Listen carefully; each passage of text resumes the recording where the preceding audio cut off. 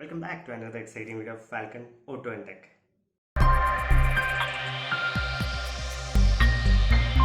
So ഇന്നത്തെ ഡിസ്കഷൻ്റെ topic എന്താണെന്ന് വെച്ചാൽ as you saw in the title why Harley Davidson is quitting India. നമ്മൾ കുഞ്ഞനാളെ തൊട്ട് 1 കിലോമീറ്റർ അപ്പുറത്തുനിന്ന് ഒരു ബൈക്ക് പോകുന്ന കേട്ടിട്ട് നമ്മളിങ്ങനെ പറയണേ അത് ഇന്ന ബൈക്കാണ് അങ്ങനെ പറയുകയാണെങ്കിൽ അത് ഹാർലി ഡേവിഡ്സണായിരിക്കും. കാരണം ഹാർലി ഡേവിഡ്സൻ്റെ ആ ഒരു ത്രമ്പും ആ ഒരു പവറും ആ ഒരു എക്സോസിൻ്റെ സൗണ്ടും ഒക്കെ നമ്മളെ വളരെയധികം അട്രാക്ട് ചെയ്തിട്ടുള്ളതാണ്. നമുക്ക് ടോപ്പിക്കിലോട്ട് വരികയാണെങ്കിൽ ഇന്ത്യ എന്ന് പറഞ്ഞു കഴിഞ്ഞാൽ വേൾഡ്സ് ലാർജസ്റ്റ് മോട്ടോർ സൈക്കിൾ മാർക്കറ്റാണ്. 2017 സ്റ്റഡി അനുസരിച്ച് ഈ ഒരു മാർക്കറ്റിൽ ഏകദേശം 170 മില്യൺ ഓഫ് മോട്ടോർ സൈക്കിൾസ് ആണ് ഇറങ്ങുന്നത്. സോ ഈ ഒരു കാര്യം ലക്ഷ്യം വെച്ചുകൊണ്ട് അമേരിക്കൻ കമ്പനിയായ ഹാർലി ഡേവിഡ്സൺ ഇന്ത്യയിലോട്ട് ചുവടുവയ്ക്കുകയാണ്. അതും ഓഗസ്റ്റ് 2009 ഗുരുഗ്രാമിൽ ഹെഡ് ക്വാർട്ടേഴ്സ് സെറ്റ് ചെയ്തിട്ട് അവർ ഇന്ത്യയിലോട്ട് വന്നു. സോ നമുക്ക് നമ്മുടെ മാർക്കറ്റിൻ്റെ ഒരു ഹിസ്റ്ററി എടുത്ത് നോക്കുകയാണെങ്കിൽ ഏകദേശം 1980s നമ്മുടെ പോപ്പുലേഷൻ ഏകദേശം മോട്ടോർ സൈക്കിൾ ഓറിയൻറ്റഡ് ആയിട്ട് മാറാൻ തുടങ്ങി, അല്ലെങ്കിൽ മോട്ടോർ സൈക്കിൾസിലോട്ട് ശ്രദ്ധിച്ചു തുടങ്ങി, ആകർഷിക്കപ്പെട്ടു തുടങ്ങി. അപ്പോൾ ഈ ഒരു മാർക്കറ്റിലേക്ക് നമ്മുടെ ജാപ്പനീസ് കമ്പനീസായ യമഹയും അതുപോലെ ജാപ്പനീസ് കമ്പനിയായ ഹോണ്ട, ഹീറോ എന്ന ഇന്ത്യൻ കമ്പനിയായിട്ട് കൊളാബറേറ്റ് ചെയ്ത് ഒരുമിച്ച് വർക്ക് ചെയ്യാനും തുടങ്ങി. സോ അവർ അടക്കി വാഴ്ന്നുകൊണ്ടിരിക്കുന്ന ഈ ഒരു മാർക്കറ്റിലേക്കാണ് നമ്മുടെ ഹാർലി ഡേവിഡ്സൺ ഇറങ്ങി വന്നത്. അത് അവരുടെ ടൈം പീരീഡ് നോക്കിക്കഴിഞ്ഞാൽ ഹാർലി ഡേവിഡ്സൺ വന്ന പീരീഡ് എന്ന് പറഞ്ഞാൽ കുറച്ച് ലേറ്റ് ആയിട്ടാണ്, 2009 ആണല്ലോ. അപ്പോൾ വളരെയധികം ഈ ബാക്കിയുള്ള കമ്പനീസൊക്കെ ഹോൾഡ് പിടിച്ച് നിൽക്കുന്ന ഈ ഒരു മാർക്കറ്റിലോട്ടാണ് അവർ വന്നത്. സോ അവർക്ക് എന്താണ് വേണ്ടിയിരുന്നത് വെച്ച് കഴിഞ്ഞാൽ അവർക്ക് കസ്റ്റമേഴ്സ് ആയിട്ടുള്ള കണക്ഷനും അതുപോലെ തന്നെ പ്രൊഡക്ഷൻ മാച്ചപ്പ് ചെയ്ത് വരികയാണ് എന്നുള്ള ഈ രണ്ട് ആവശ്യങ്ങളും വളരെയധികം അനിവാര്യമായിരുന്നു. എന്നിങ്ങനെയൊക്കെയാണെങ്കിലും അവരുടെ ഇത്രയും വർഷത്തെ വർക്കിംഗ് കൊണ്ട് അവർക്ക് വലിയൊരു ഹ്യൂജ് ഫാൻ ബേസ് ആണ് ഇന്ത്യയിൽ ക്രിയേറ്റ് ചെയ്യാൻ കഴിഞ്ഞിരിക്കുന്നത്. അവസാനത്തെ വർഷങ്ങളിലേക്ക് നോക്കിക്കഴിഞ്ഞാൽ അതേ സ്ട്രഗിളിങ്, യൂണിറ്റ്സ് ഒന്നും അങ്ങനെ ഒരു സെയിലും ഇല്ലാത്ത രീതിയിലേക്കാണ് പോയിരുന്നത്. നമുക്ക് അവരുടെ സെയിൽസ് ലാസ്റ്റ് 3 ഇയേഴ്സിൽ സെയിൽസ് ചാർട്ട് നോക്കിക്കഴിഞ്ഞാൽ നമുക്ക് 2017 തുടങ്ങാം. ഫിനാൻഷ്യൽ ഇയർ 2017 നോക്കി ഏകദേശം 3690 യൂണിറ്റ്സ് ആണ് സെയിലായിരിക്കുന്നത്.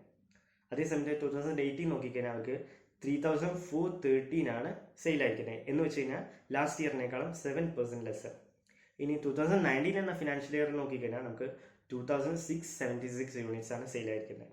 എന്ന് പറഞ്ഞു കഴിഞ്ഞാൽ 21.6% ലെസ്സർ. അപ്പോൾ ഇങ്ങനെ ഡിക്ലൈൻ ചെയ്ത് സെയിൽസ് പോയിക്കൊണ്ടിരുന്നത്. സോ ഇതിനൊക്കെ കാരണം എന്തായിരിക്കും? ഇങ്ങനെ ഡിക്ലൈൻ ചെയ്യാനുള്ള കാരണം, റീസൺസ്, അത് നമുക്കൊന്ന് പരിശോധിക്കാം. ഇന്ത്യയിലെ ഹാർലി ഡേവിഡ്സൺ ബൈക്സിനെ കുറിച്ച് നോക്കുകയാണെങ്കിൽ അവരുടെ വണ്ടികളൊക്കെ പ്രീമിയം അതേപോലെ ക്ലാസിക് വെഹിക്കിൾസ് ആണ്.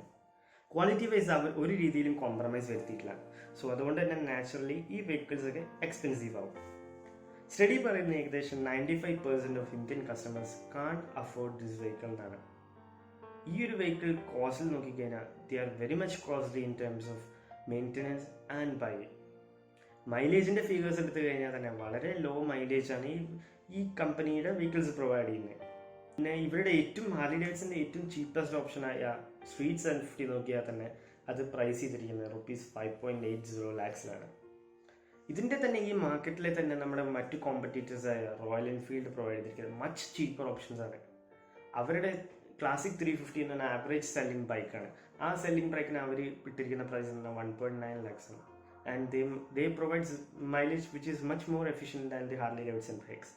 സോ നാച്ചുറലി നമ്മുടെ ഇന്ത്യൻ കസ്റ്റമേഴ്സിന് മാക്സിമം ചീപ്പസ്റ്റ് ഓപ്ഷനിൽ മാക്സിമം എഫിഷ്യൻസിയും മൈലേജും കിട്ടുന്ന വെഹിക്കിൾസ് നോക്കിയിരിക്കുന്നത് നമ്മുടെ മാർക്കറ്റിലേക്കാണ് ഹാർലി ഡേവിഡ്സൺ ഇതുപോലെയുള്ള വെഹിക്കിൾസ് ഇറക്കിയത്.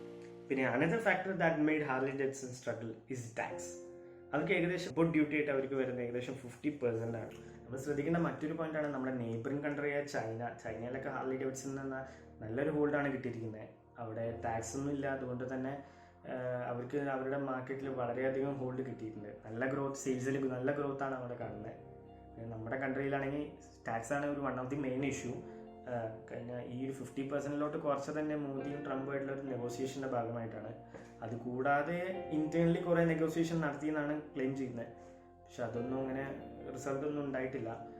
പിന്നെ നമ്മൾ നോക്കുകയാണെങ്കിൽ ഇപ്പോൾ ഈ ഒരു ഹാർലി ഡേവിഡ്സൺ എന്ന പ്രീമിയം ബൈക്ക് മേക്കേഴ്സിൻ്റെ ഒരു ഡിക്ലൈൻ കണ്ടിട്ട് തന്നെ നമ്മുടെ ജർമ്മൻ മോട്ടോഴ്സായ BMW ഒക്കെ അവരുടെ ബൈക്സിൽ നല്ല ചീപ്പസ്റ്റ് ഓപ്ഷൻസ് ആയിട്ട് ഇറക്കാൻ തുടങ്ങിയിട്ടുണ്ട്. ഇപ്പോൾ ലാസ്റ്റ് വീക്കിൽ അൺവീൽ ചെയ്ത BMW 310R അതേപോലെ 310 GS ഒക്കെ നോക്കിക്കഴിഞ്ഞാൽ മച്ച് ചീപ്പർ ഓപ്ഷൻസ് ആയിട്ടാണ് അവർ ഇറക്കുന്നത് മാർക്കറ്റിലോട്ട്. നല്ലൊരു മൂവ് ആണ് അവർ നടത്തിയിരിക്കുന്നത്. I like it. ഇന്നത്തെ ഡിസ്കഷൻസ് നമുക്ക് വൈൻഡപ്പ് ചെയ്യാം. ഇതൊക്കെ തന്നെയാണ് എൻ്റെ ഈ ഒരു ടോപ്പിക്കിനെ കുറിച്ചുള്ള views. Hope you like the video. ഈ ഒരു വീഡിയോ നിങ്ങൾക്ക് ഇൻഫോർമേറ്റീവും അതേപോലെ ഹെൽപ്ഫുള്ളുമായെന്ന് ഞാൻ കരുതുന്നു. Please don't forget to like, share and subscribe. And this is Falcon signing off. Bye.